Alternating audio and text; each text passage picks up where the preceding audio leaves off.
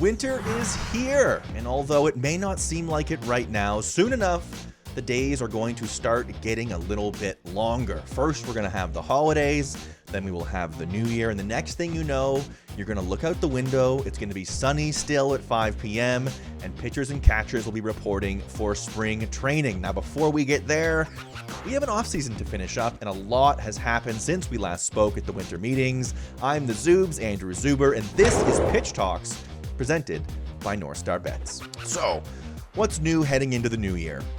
Well, everything. In a nice change of pace, the baseball offseason market has moved uncharacteristically quickly. This year, the winter meetings actually gave way to a lot of moves. Let's rapid fire through a lot of the big ones since we last spoke. For starters, the biggest player available, both literally and figuratively, Aaron Judge is headed back to the Bronx. The Yankees paid up big time, giving their 62 home run slugger 9 years, $360 million reasons to stick around well into the 2030s. Speaking of the Yankees, they also bolstered that rotation, adding the best available free agent pitcher at the time in the form of Carlos Rodon, $162 million over 6 years. Yes, the rich are only getting richer, and the Yankees arguably are going to have the top rotation in the AL after running away with the AL East division last year. The big talking point coming into the winter was the robust shortstop free agent market.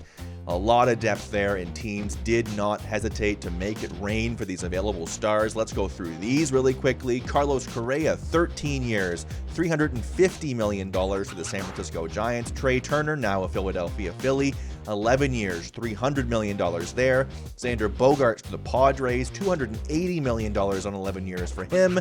And Dansby Swanson closes out the spending spree by signing with the Cubs for $177 million over the next 7 years. To sum it up, that's $1.1 billion with a B dollars on shortstops alone, and none of them returning with the teams they played for last year.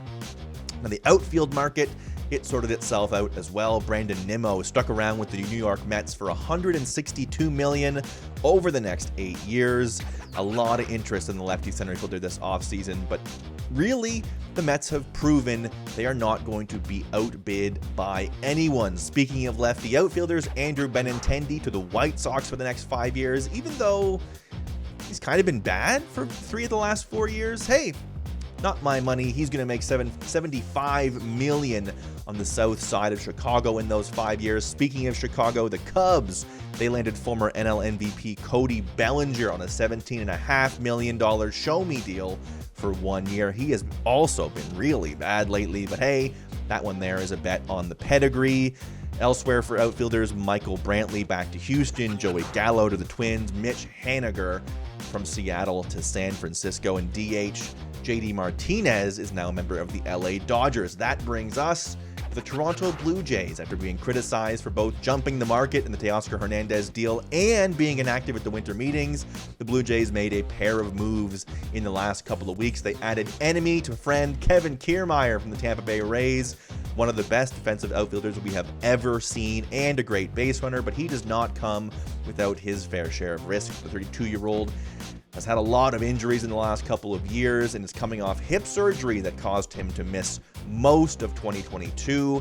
If he's healthy, he represents a pretty big upgrade defensively in center field that allows George Springer to settle down a little bit. He can move to right field.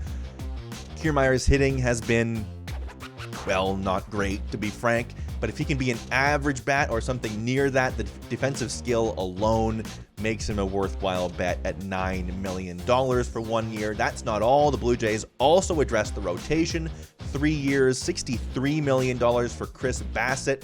He is the absolute ideal middle of the rotation arm, coming off 3 straight years with an ERA below 3.5. He tossed more than 180 innings last season. I mean, for a team that asked their relievers to pitch more than 600 innings last year, extra quality starts are in dire need. A glance at that depth chart suggests the Jays are far from done. There's always a need for more pitching. Every team will tell you that. And there's still space in the outfield for an additional bat. They are holding on right now to all 3 catchers still. They got those to dangle and trade. And the free agent market, of course, has dried up, but not all the way. There is still some talent available there, like Michael Conforto or your pick of sort of fourth outfielder types depending on your tastes. Woo! That's a lot of dominoes to have already fallen. On the plus side, we have a better than normal picture of what the league might look like in the upcoming season. If you like what you see on some of these rosters, North Star Bets has you covered for MLB futures action. Right now, you can make your World Series pick at northstarbets.ca. No surprise, the Dodgers at plus 550 and the Astros at plus 600. Once again, your market favorites. The Blue Jays, if you like them and you think maybe they have some more moves to make, they are 6th overall and 3rd in the AL at plus 1,200 to win the World Series. You can find the markets on who will win the AL, who will win the NL, as well as markets on every game all season long right there at northstarbets.ca. There's still plenty of offseason left to go, and you know when the deals go down, I'll be right here to talk you through them on Pitch Talks, brought to you by northstarbets.ca.